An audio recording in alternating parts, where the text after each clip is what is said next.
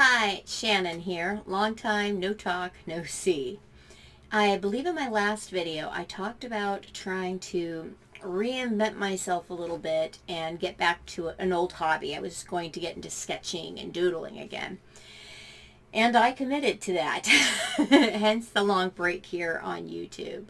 I put a little money into my new hobby. I bought some new supplies. I redid my office. I got all excited, but it just didn't work out. And unfortunately, that led me, well, honestly, it made me depressed. Something that I once enjoyed, something that I once was able to do, just can't seem to do it anymore.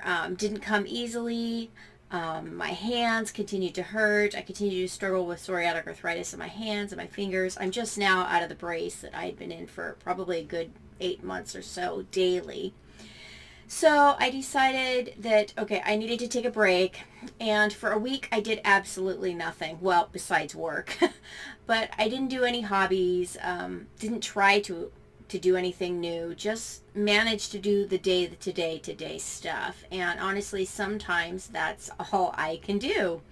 As someone who lives with a chronic medical condition, and as someone who parents both a typically developing child who just turned 18 a couple months back and just graduated, I also parent a son, my adopted son, who has a tremendous amount of special needs, both medical complexities, developmental delay, sensory integration disorders, communication disorders, low IQ, yada, yada, yada, yada. So that's a lot in and of itself. And so I just kind of pushed pause on everything, including my YouTube channel, and decided that I was just going to take a break. And so I did. And I needed that, but unfortunately that didn't go very well either, because I am one of those people that needs to be working on something in order to feel good. That's where I get my energy. My mom used to complain. She'd call me the go-go girl. She said, "Don't you know how to sit still?" But if I sit still, then I tend to wallow, and sitting still can often become a pity party for me. And the farther down I go, the harder and the longer it is to get up out of that hole. So for me, I just realized, hey, I'm like my dad. I'm like my grandmother. I'm like my grandfather. And we all relax by having projects and completing projects and making progress on something that we care about. Feeds us. It feeds our soul and gives us even more energy. And I realized, hey, wait, that's my hobby. So I packed up all of the art stuff. I decided I wasn't going to get rid of it. Maybe I could give it away. Maybe my son could use it. But I packed it up and put it away somewhere where I wouldn't see it. And I redesigned my office again for comfort and for the projects that I do want to continue working on. That includes this YouTube channel. I've actually started writing several books, a couple nonfiction books for adults or even teenagers, as well as a fiction series of middle grade fiction books. I used to teach middle school and elementary school. Loved it before we adopted our son with special needs, because when we adopted him, it became very apparent very quickly that needed to be my priority. And so I had to leave the classroom and kind of reinvent myself and find a new way to bring in income.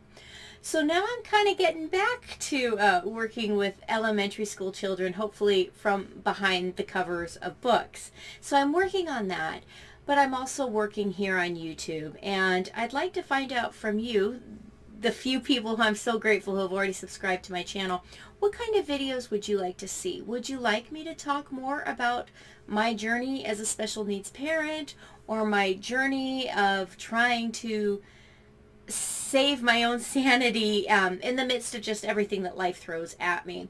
And in that vein, I want to share a little something I came up with. I had to go to my doctor the other day for a checkup. I take medication for situational anxiety as needed because of the situation with Mark. Unfortunately, as the doctors put it, my body has learned that it's easier for me to stay at a high level of stress, or the fight and flight. It's easier for me to just stay in that constant fight zone, which unfortunately produces a lot of cortisol in my body, rather than this constant up, down, up, down, up, down. Because the up, down, as I told her, I just, it's hard for me to get off this roller coaster ride because Mark, that's my adopted son, because of his impulsivity, will often do these horrible, horrendous, unbelievable things out of nowhere, causing a huge mess, for me, catastrophes sometimes, for me to unravel and work through. And so it's just easier for me to constantly stay at a level of stress, which has caused hypertension and anxiety and PTSD and yada, yada, yada, yada, yada. Anyway, so I have to go in for regular blood pressure checks and just check-ins with my doctor. And didn't score particularly well that day, and I fessed up that I was pretty upset. Mark had, this is small potatoes to some of the things that he's done in the past, but he had eaten 54 sticks of string cheese in less than a week and just outright lies about it. I mean, the level of deceit and lying and albeit very juvenile manipulation, I'm just, oh, it's exhausting. I'm tired of it. So I was angry. I was upset. And so I told her my blood pressure was going to be high, and it was.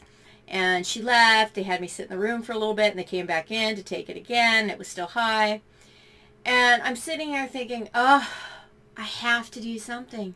I can't.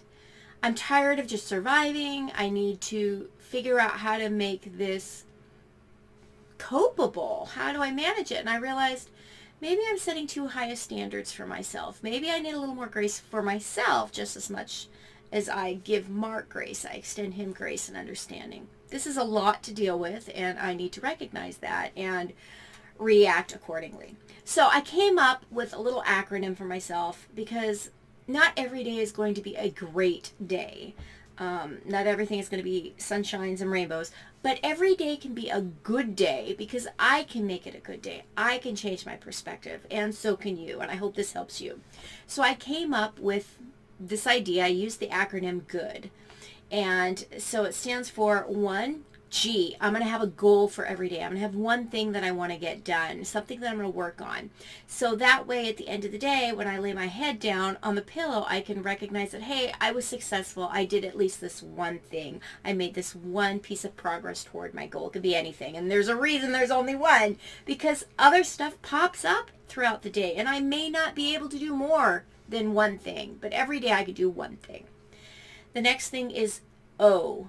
One thing for myself. I do one thing for myself that is for my own self-care, for my own comfort.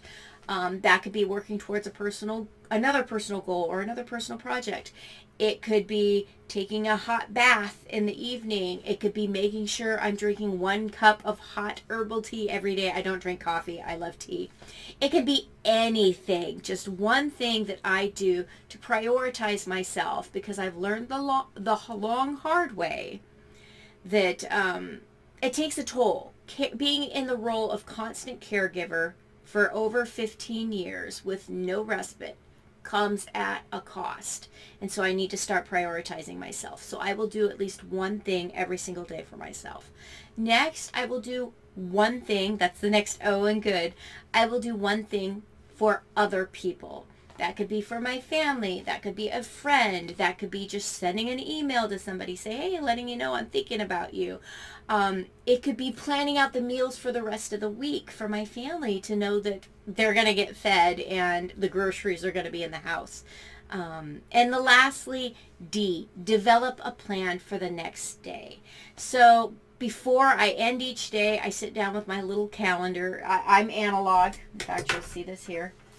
I use just a little calendar, and it's my little to-do list. So at the end of every day, I sit down and I write down the things that I want to get done the very next day. So that when I wake up and start the next day, I know where I'm going, I know what my goals are, and there's no question about where I'm going to put my time or energy. And so every day can be a good day if I do those 4 things. So a goal for each day, one goal, one thing for myself, one thing for others, and develop a plan for the next day. And when I do those 4 things, very simple, very quick, very easy, every day can be a good day, no matter what life or Mark throws at me. So it's nice to see you all again. If you've reached the end of this video, I thank you for watching.